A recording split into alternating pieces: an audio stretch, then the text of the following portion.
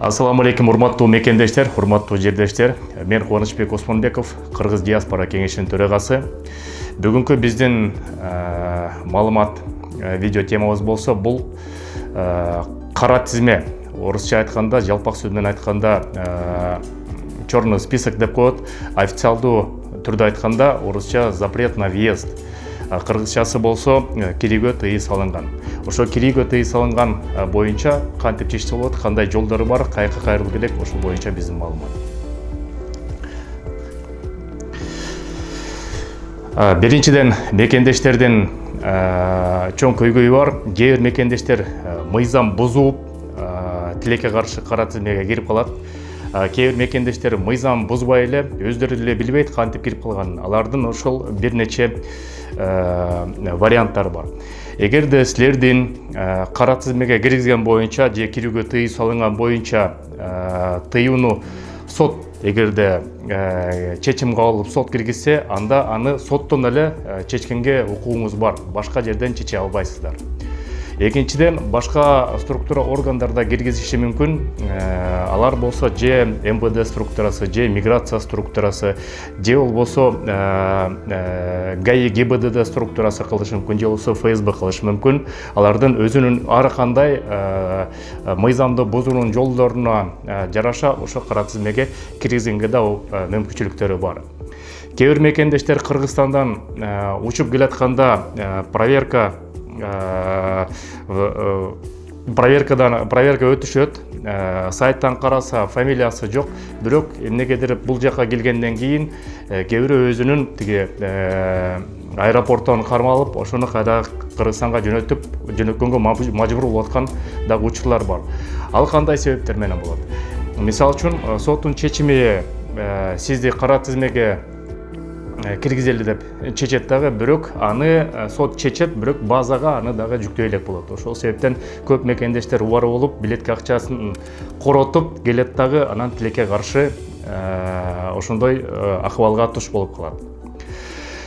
Эгерде сиздер сот аркылуу чечим болсо, сот аркылуу чечет экенсиңер, сотко кайрыласыңар, соттун чечими менен кайра ошону жокко чыгарасыңар дагы, Россия жергесине иштегенге мүмкүнчүлүгүңөр болот. Эгерде силерди башка структуралар киргизсе, ошол структура аркылуу кириш керек, бирок негизинен бул жерде ГУВМ, МВД деп коет, бул Ички иштер министрлигинин миграция суроосу боюнча кызматы, ошо кызматка кайрыласыңар. Ал кызмат болсо Москва жергесинде Большая Ордынка 16/4 строение 4 жайгашкан болот.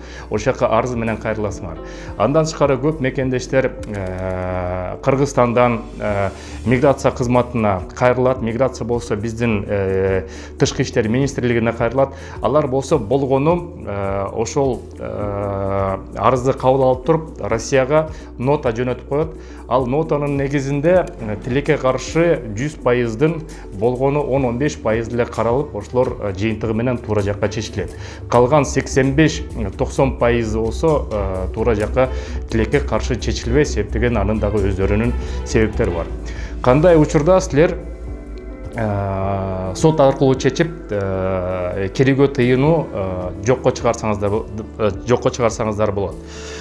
Эгерде силердин биринчиден жакын тууганыңар болсо, мен айта кетейин, жакын тууган бул ата-эне, сиздин жолдошуңуз же келинчегиңиз жана балдарыңыз.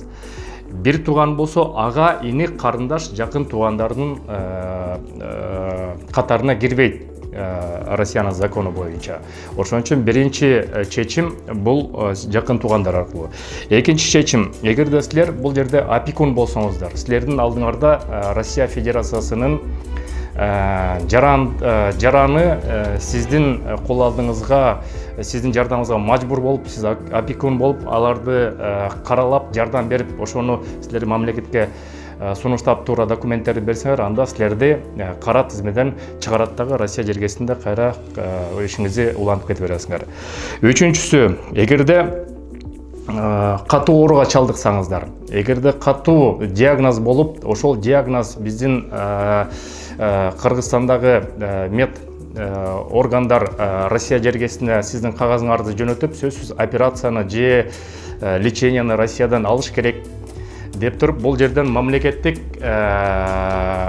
поликлиника ошону тастыктап, сөзсүз ошол жаран келиш керек да бизден дарыларын алыш керек деген тастыктоо болсо, анда силер Россия жергесине келе аласыңар, жана тыюу чечилет ал жагынан.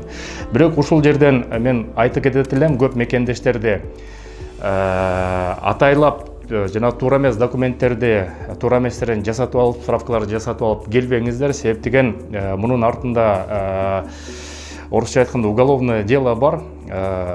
Тактап айтканда 327 статья бул документтерди туура эмес көрсөттү деген силерди ошо уголовный ишке козголушу мүмкүн. Ошон үчүн буга башка жолдор менен барбаңыздар. Көп учурлар болот. Мисалы үчүн кээ бир мекендештердин кара тизмеден сайттан караса, эгерде өзү Москва жергесинде иштеп жүрүп, анан кийин Новосибирскийден кара тизмеден ошол жерден киргизген болуп чыгып калат. Бул системный нерсе, себеп деген Россия жергеси боюнча ошол кара тизмеге киргизген кызматтар бар. Ошол кызматтардын кимиси силердин документтерди туура текшерип калса, будто Якутиядан, Новосибирскийден, Питерден болсо, ошол жерден силерди кара тизмеге киргизип кое берет. Ошон үчүн бул жагынан өтө көп риск бар. Эң негизгиси мекендештер ошол мыйзамды бузбагыла, мыйзамды бузбаганга аракет кылгыла. Тилекке каршы баарыбыз билебиз, 2 мыйзам бузуу болгондон кийин, административный штраф алгандан кийин эле ошо кирүүгө тыюу салынып калган мекендештер өтө көп. Андан тышкары тыйын которгон маселеси боюнча дагы, эгерде көбүнчө ошо мусулмандар, мусулман туугандарыбыз тыйынды бир уюмга которуп коет экен, жардам катары же жакшы ой менен, бирок ал уюм болсо экстремисттик көз карашы менен болгон уюм болуп калышы мүмкүн экен. Ошол себептен ошол тыйын которгон кишинин картасынан фамилия атын тастыктап туруп, ошондо кара тизмеге киргизип койгон күндөр аз эмес. Андан тышкары болгон эле соцсеттерде, эгерде Россия жергесинде болгон окуяларга соцсеттерге туура эмес комментарий жазып койсоңуз, бул дагы негиз болуп калышы мүмкүн. Ошон үчүн кылдаттык менен кара тизмеден кирбөгөнгө аракет кыла, законду, мыйзамды бузбаганга аракет кылыңыздар. Сак саламатта болуңуз мекендештер. Менин оюмча мен маалыматты силерге толугу менен бердим деп ойлойм. Дагы ошо кара тизме боюнча жалпак сөз менен айтканда, кыргызча официалдуу тил менен айтканда кирүүгө тыюу салынган тема боюнча мен дагы толук маалыматты дагы апшырыныраак бергенге аракет кылам. Маалымат болсо мен силер менен бөлүшүп турам. Сак саламатта болуңуздар мекендештер, аманчылык, эсенчилик.